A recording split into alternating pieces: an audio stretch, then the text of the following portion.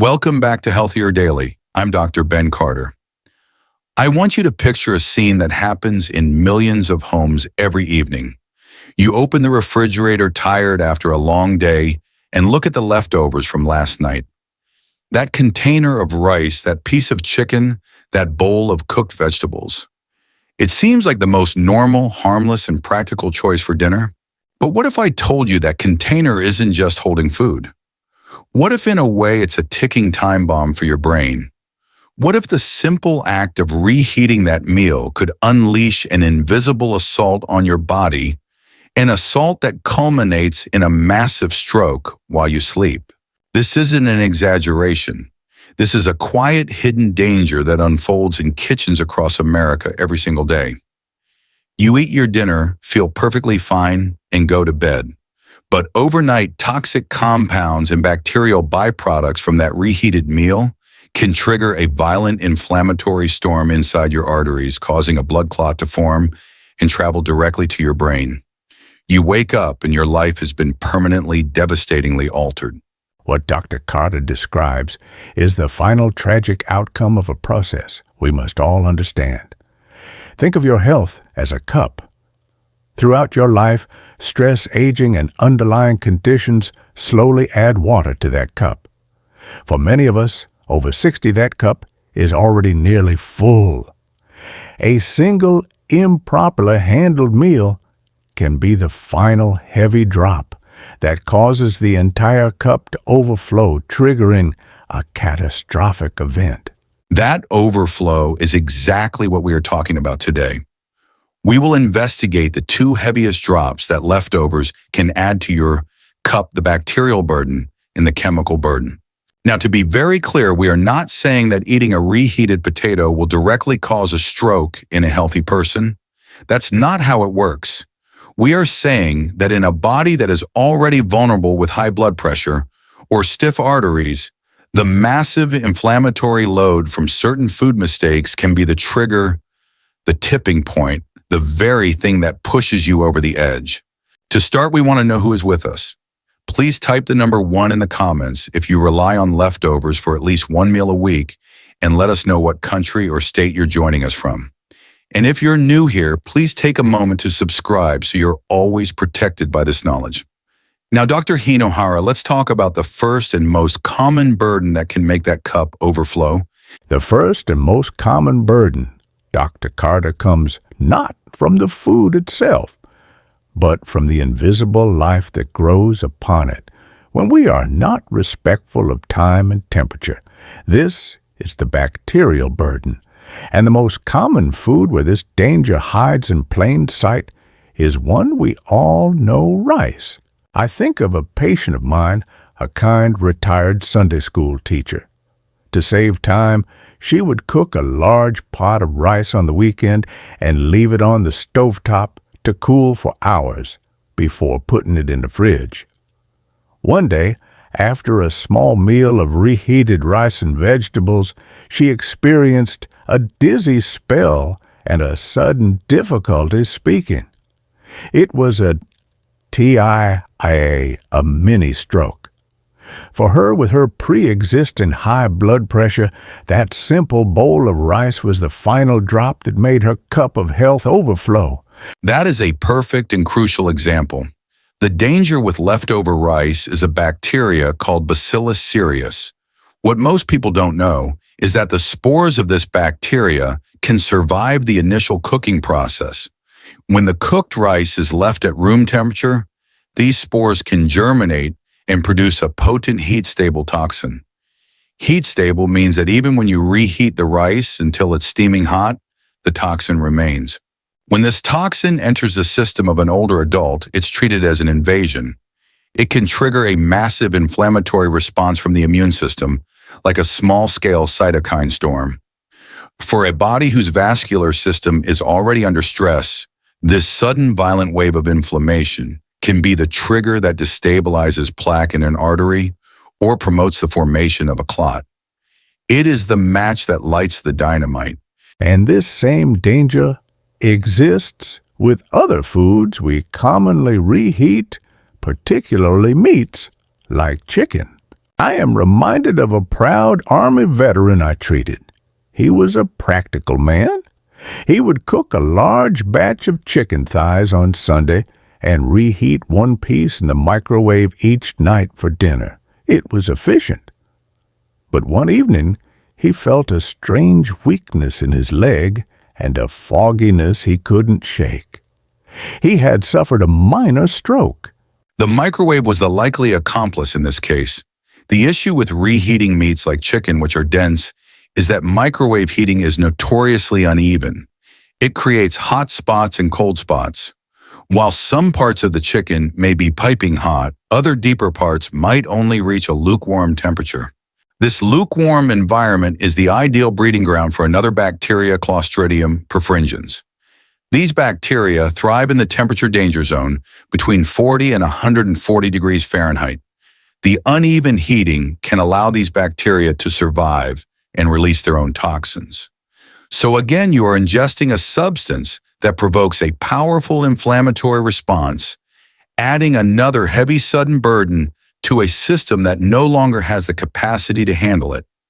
You are, as Dr. Hinohara said, adding another dangerous drop to an already full cup. The bacterial burden is an obvious threat once you understand it. But there is a second, more subtle burden. It is quieter. It does not come from something growing on the food, but from a chemical change within the food itself. When it is reheated, this is the chemical burden. It is most concerning in some of our healthiest vegetables. This reminds me of a patient who was fiercely dedicated to her health. A widow in her 80s, she had read all about the benefits of leafy greens and root vegetables. To ensure she ate them every day, she would make a large pot of nutrient-rich soup with spinach, kale, and beets at the beginning of the week. Each day, she would dutifully reheat a bowl, believing she was fortifying her body. She was devastated when a stroke severely weakened her left side.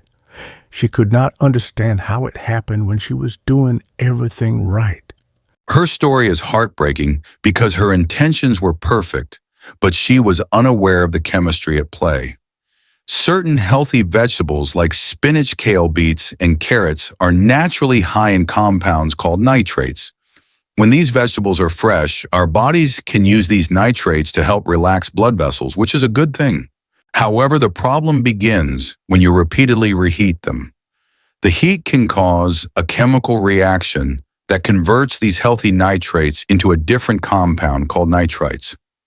Now, nitrites themselves aren't the main villain, but when they enter the acidic environment of your stomach, they can form nitrosamines. And nitrosamines are well known to be damaging compounds. To be very clear, this is a different kind of risk than the bacterial toxins we just discussed. The bacterial burden is like a sudden flood that can make the cup overflow in one go. This chemical burden is more like a slow, steady leak that weakens the walls of the cup over time. Nitrosamines contribute to a condition called oxidative stress. You can think of it as a form of biological rusting on the inside of your arteries. Over months and years, this can make the artery walls more brittle, more inflamed, and more susceptible to damage from other triggers, like a sudden spike in blood pressure. So while her soup didn't directly cause the stroke on that specific day, the chronic low-level chemical stress from her daily reheating habit likely weakened her vascular system over time, making the eventual stroke more likely to happen. Food safety is so important, and the best knowledge often comes from shared experience.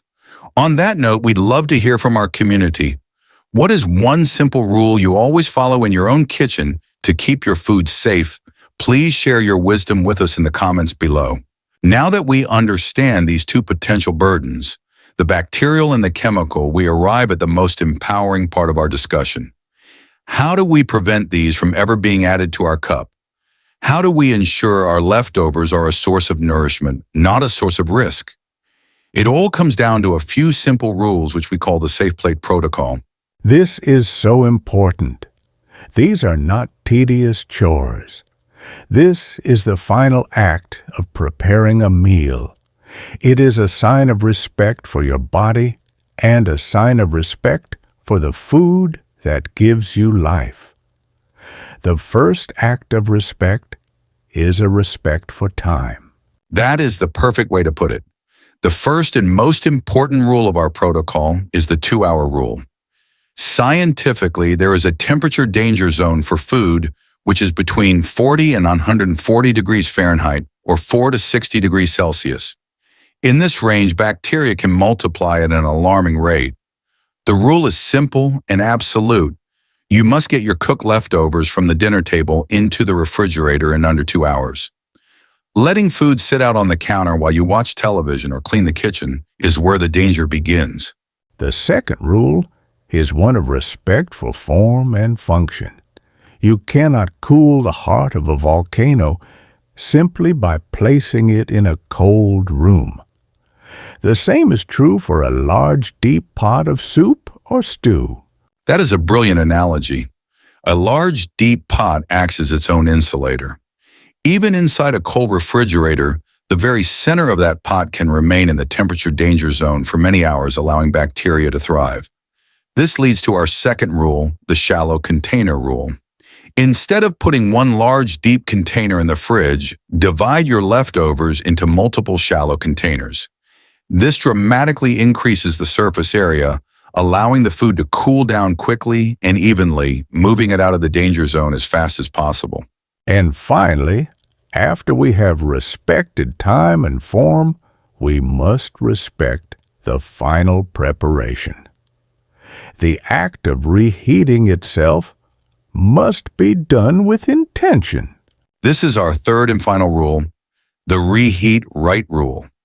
When you reheat leftovers, your goal is to kill any potential new bacteria that may have started to grow.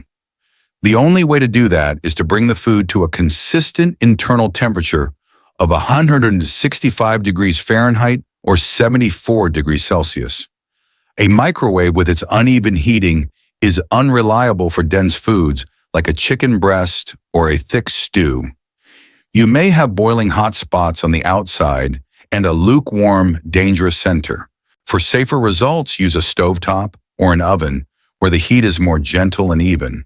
And critically reheat leftovers only once. The cycle of cooling and reheating multiple times is an open invitation for bacterial growth and chemical changes. If you don't finish it, it's safer to discard it than to risk reheating it a second time. So our discussion today leads to a powerful conclusion. The principles of food safety for seniors are about much more than just avoiding a stomach ache. They are a critical tool in managing your overall health. When we talk about major stroke risk factors, we must now include the hidden danger of systemic inflammation that can be triggered by a single meal. By learning the rules of reheating leftovers safely, you are taking a profound step toward ensuring your brain healthy diet is not accidentally undermined. You are keeping your cup from overflowing. That is the heart of it all.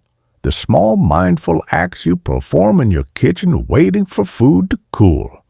Choosing the right container, reheating with care are not chores. They are a conversation with your future self. They are a promise you make to your body that you will protect it, that you will respect it, and that you will provide it with the safe nourishment it needs to carry you through a long and independent life. A healthy life is built on these small, quiet moments of wisdom. Thank you, Dr. Hinohara, for helping us see the profound connection between the kitchen and our health. It has been truly enlightening. And to our wonderful Healthier Daily community, thank you for being with us today. If you found this information helpful, please like this video and share it with anyone you think needs to hear this vital message. And if you haven't already, please be sure to subscribe so you can join us for all of our future discussions. Now for our final question, what is one food safety habit from our Safe Plate protocol that you will adopt or be more mindful of in your kitchen starting today? Please share your commitment in the comments below. It's a wonderful way to turn knowledge into action. Before we go, please remember this. The information presented in this video is for educational purposes only and is not intended to be a substitute for professional medical advice, diagnosis, or treatment. Always seek the advice of your physician or another qualified health provider with any questions you may have regarding a medical condition or food safety practices. I'm Dr. Ben Carter. Be well, and we'll see you next time.